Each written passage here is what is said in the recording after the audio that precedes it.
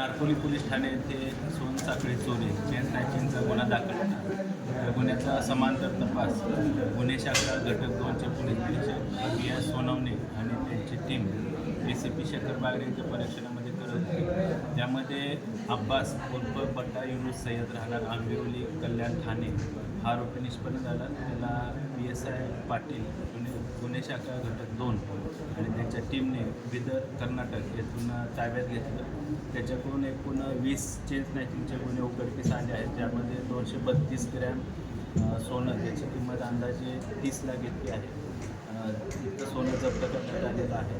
सदर आरोपीला आज भिवंडी शहर पोलीस ठाण्याच्या गुन्ह्यामध्ये रिमांडमध्ये घेतलेलं आहे. त्याला मान्य न्यायालयामध्ये आम्ही हजर करून पुढील रिमांड घेणार आहोत. सर कशी होती त्याची मोडस?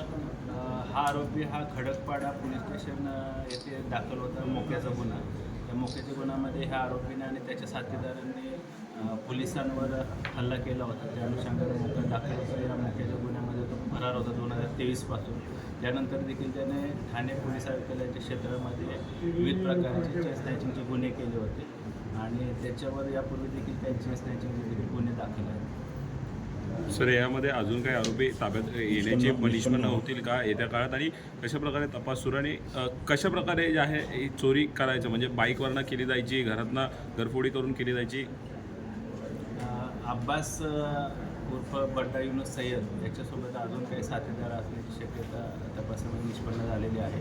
त्याचबरोबर त्यानं सोनसाखळी चोरी करते असण्याच्या गुन्ह्यामध्ये ते सोनं चोरलेलं आहे, ते कुठल्या ज्वेलर्सला विकलेलं आहे किंवा अजून पण त्याचे साथीदार या गुन्ह्यामध्ये सामील आहेत का, त्या अनुषंगाने गुन्हे शाखा घटक आणि किती 30 लाखांमध्ये माल आहे आणि कुठे